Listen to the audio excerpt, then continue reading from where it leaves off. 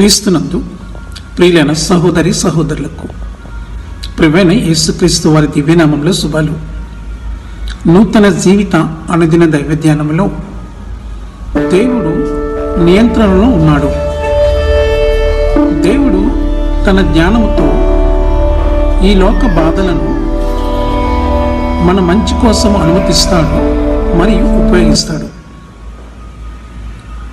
అపోస్తలుడైన పౌలు కొరింథీయులకు రాసిన మొదటి పత్రిక 13వ అధ్యాయము 9 నుంచి 12 వచనాలలో మనము కొంత మట్టుగా ఎరుగుదుము, కొంత మట్టుగా ప్రవచించుచున్నాము, కానీ పూర్ణమైనది వచ్చినప్పుడు పూర్ణమ కానిది నిరర్ధకమగును. నేను పిల్లవాడినై ఉన్నప్పుడు పిల్లవాని వలె మాట్లాడి తిని, పిల్లవాని వలె తలంచి తిని, పిల్లవాని వలె యోచించి తిని, ఇప్పుడు పెద్దవాడినై పిల్లవాని చేష్టలు మానివేస్తుంది.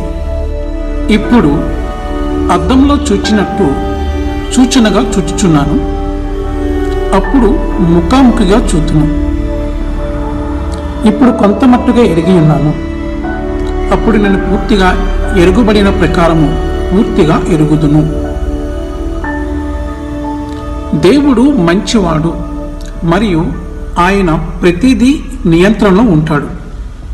కానీ చెడు జరగదని దీని అర్థం కాదు. కృతజ్ఞతగా పరీక్షలు తరచుగా ప్రజలను ప్రభువు వైపుకు నడిపిస్తాయి.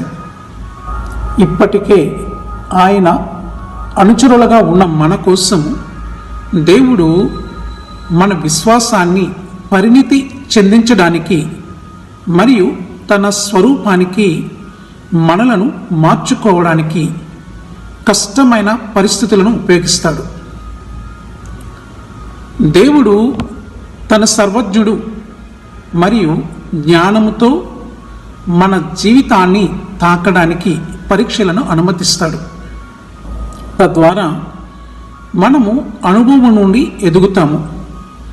కరుణ, నమ్మకము లేదా జ్ఞానములో పెరుగుదల మంచిది. మన పరిస్థితులను వెనుతట్టు తిరిగి చూడగలిగితే ప్రభువు తన అంతిమ లక్ష్యము వైపు సార్వభౌమంగా పనిచేస్తున్నట్లు మనం చూడగలుగుతాం. రోమా 8వ అధ్యాయము 28వ వచనము దీనిని ధృవీకరిస్తుంది. దేవుణ్ణి ప్రేమించు వారికి, అనగా ఆయన సంకల్పము చొప్పున పిలువబడిన వారికి మేలు కలుగుటకై దేవుడు సమస్తమును సమకూడి జరుగునట్లు చేయును. కొన్ని సందర్భాలలో పరీక్షల నుండి తక్షణ సానుకూల ఫలితాలను మనం చూస్తాము. కానీ ఇతర సమయాల్లో దేవుడు ఏం చేస్తున్నాడో పూర్తిగా అర్థం చేసుకోవడానికి మనము నెలలు లేదా సంవత్సరాలు వేచి చూడాల్సి వస్తుంది.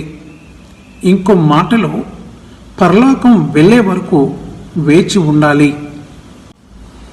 బాధ మరియు చెడు అనేవి పతనమైన లోకములో అనివార్యమైన భాగాలు. కానీ మనము ఆక్రమించే చిన్న మూలతో సహా విశ్వము అంతా ప్రభువు నియంత్రణలో ఉందని మనకు హామీ ఇవ్వబడింది. చెడు విషయాలు జరగడానికి ఆయన అనుమతించినప్పుడు ఆయన తాను కోరుకునే విధంగా మనల్ని తీర్చిదిద్దుతూ ఆయన ఓదార్పు మరియు మార్గదర్శకత్వాన్ని అందిస్తూనే ఉంటాడని మనము ఖచ్చితంగా చెప్పవచ్చు. Amen. God bless you all.